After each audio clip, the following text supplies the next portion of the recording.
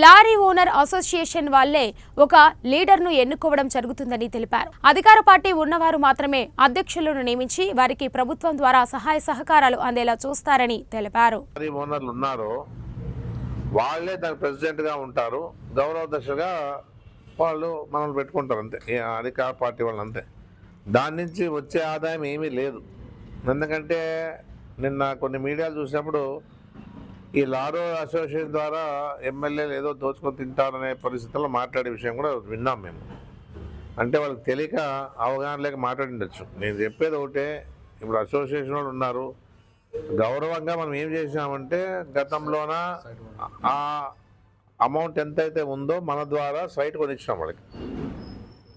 Lorry అసోసియేషన్కి site ఉండాలని చెప్పేసి ఉద్దేశంతో గతంలో అంటే 2004లో ఆ రోజులో వెంకటరామరెడ్డిగా మన అన్న బ్రదర్ వెంకటరామరెడ్డి ప్రెసిడెంట్గా ఉన్నాడు కాబట్టి ఆ వచ్చిన అమౌంట్ గౌరవ దశలు ఎప్పుడు కూడా గౌరవ దశలుగా ఆయన ఏం చేశాడంటే వచ్చిన అమౌంట్ సైట్ కొన్నాడు 5.5 సెంట్లు. తర్వాత దాని గురించి పట్టించుకున్న వాళ్ళు లేదు. ఎందుకంటే మధ్యలో అంతా చాలా తేడాలు వచ్చాయి, వ్యాపారస్తులకి లారీ అసోసియేషన్లకి చాలా తేడాలు వచ్చాయి కాబట్టి ఎవరు కూడా పట్టించుకోలేదు. మళ్ళీ మన గవర్నమెంట్ వచ్చాక దాని మీద వాళ్ళు ప్రత్యేకమైన లారీ ఓనర్స్ అంతా వచ్చేసి మాట్లాడిన తర్వాత వ్యాపారస్తులతో కూర్చొని మాట్లాడి మన చంద్రకాంత్ రెడ్డి తర్వాత ఆనంద్ రెడ్డి మనోజ్ అందరూ కూర్చొని మాట్లాడి ఒక సెటప్ చేసి దాన్ని మళ్ళీ కంటిన్యూ చేసినారు. తర్వాత వచ్చిన అమౌంట్ ఏం చేసినా చంద్రకాంత్ రెడ్డి మనోజ్ రెడ్డి ఆ బిల్డింగ్ కట్టించేదానికి ఏర్పాటు చేశారు. బిల్డింగ్ కూడా కంప్లీట్ అయింది. ఇంకా బిల్డింగ్ని కట్టించినాం కాబట్టి ఇంకా వచ్చిన డబ్బుతో సరిపోలేదు కాబట్టి అంటే మనం ఇప్పుడు దాన్ని ఎక్స్ట్రాగా అంటే మన అసోసియేషన్ వాళ్ళు తర్వాత తీసుకోవాల్సిన ఉద్దేశంతో అప్పులు తెచ్చి దాన్ని కట్టించే పరిస్థితి చేశారు. ఈరోజు ఏం జరుగుతూ ఉందంటే దీనికోసము ఇదేదో దీని నుంచి ఎంతో ఆదాయం ఉందన్నట్ల అనే ఉద్దేశంతోనో లేకపోతే మా పెత్తనం చెలాయించాలనుకునే ఉద్దేశంతోనో వాళ్ళు ఏం చేస్తా ఉన్నారంటే ఒక పక్కేమో 2 గ్రూపులు తయారైనాయి. కూటమి వాళ్ళు ఒక పక్క ఉన్నారు, అధికార పార్టీ వాళ్ళు ఒక పక్క ఉన్నారు. వాళ్ళేమో ప్రెసిడెంట్గా భూపాలు చేశామని చెప్పేసి వాళ్ళు కాదు ప్రకాష్ జైన్ అని చెప్పేసి వీళ్ళు.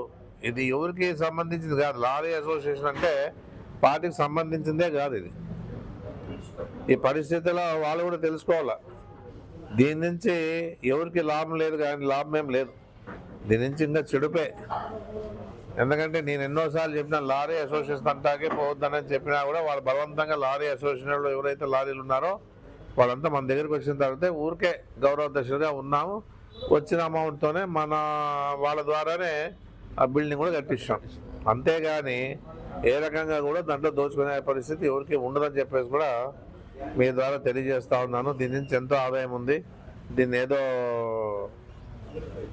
దోచుకోవాలనే ఆలోచన ఎవరికి లేదు, ఏ ఎమ్మెల్యే కూడా ఆశించే పరిస్థితి ఏం లేదు అనేది కూడా నేను తెలియజేస్తా ఉన్నాను. ఏదన్నా మీరు కూడా ఏదన్నా చేయాలనుకుంటే ఒక ఆలోచనతోన వాళ్ళ అభిప్రాయాన్ని బట్టి లారీలు ఎవరైతే ఓనర్లు ఉన్నా వాళ్ళ అభిప్రాయాన్ని బట్టే మీరు ముందుకు పోవాలి. అంతేగాని బలవంతంగా దాన్ని లాక్కోలనే పరిస్థితి ఉండరాదు. వాళ్ళ సమ్మతితోనే మీరు గౌరవంగా గౌరవ దృష్టిగా ఉండండి అంటేనే మనం ఉండాల. అంతేగాని మనమే పోయి మనమే దాన్ని ఏదో దీని నుంచి పెత్తనం చెలాయించాలనే పరిస్థితిలో ఉంటే అది సమంజసం కాదని చెప్పేసి కూడా నేను చెప్పడం జరుగుతూ ఉంది. అంతేగాని ఏదున్నా కూడా దీని గురించి ఎవరు కూడా ఆలోచించే పని లేదు. ఉండే విషయాన్ని మీకు చెప్పినాం. తర్వాత సరే ఒక పక్క కూటమి ఉంది, ఒక పక్క అధికార పార్టీ ఉన్నారు, వాళ్ళు ఏం చేసుకున్నారో మా ద్వారా విషయాలు మీకు చెప్తా ఉన్నాము. అది వినొచ్చు, వినకపోవచ్చు. ఇబ్బంది పడేది ఎవరంటే లారీ ఓనర్లు. మేము ఓనర్లుండి వాళ్ళ బాధ ఏమంటే మేము ఓనర్లుండి మా మీద పెత్తనం ఏమనేది వాళ్ళ ఆలోచన. ఏమింత దౌర్జన్యం చేస్తూ ఉన్నారనేది వాళ్ళ అభిప్రాయము. ఆ విషయాన్ని కూడా నా దృష్టికి తీసుకొచ్చినారు కాబట్టి ఈ విషయాన్ని మీకు చెప్తా ఉన్నాను. మాకేం దాని గురించి మాకు అక్కర్లేదు, దాని నుంచి లాభం ఏం లేదు. ఏదో మంచి చేయాలనుకునే ఉద్దేశంతో చేసినాము, ఇంతవరకు చేసినాము. ఇంకా బ్యాలెన్స్ ఎంత ఉందో ఎవరైనా కానీ కూటమి వాళ్ళు కానీ వాళ్ళు కానీ మళ్ళీ ఎంతైతే బ్యాలెన్స్ ఇంకా అప్పులు ఉన్నాయో అవన్నీ కూడా వాళ్ళకి ఇచ్చేసి ఎవరైనా హ్యాండ్ ఓవర్ చేసుకోవచ్చు. వాళ్ళ అభిప్రాయం మీద, అంటే లారీ ఓనర్ల అభిప్రాయం మీదే చేసుకోవాలి. అది ఎవరంతా కూడా ఈరోజు ఇట్లా జరుగుతూ ఉంటుంది. మేము ఎప్పుడు కూడా దాని గురించి ఆలోచనే చేయలే. మాకు కావాలని కానీ మనం పిలిపించి కానీ మేము ఉంటామని కానీ ఎప్పుడు చెప్పలే. మనం వాళ్ళే వచ్చి మీరు ఉండాలి సార్, ఎందుకంటే మీరు అధికార పార్టీలో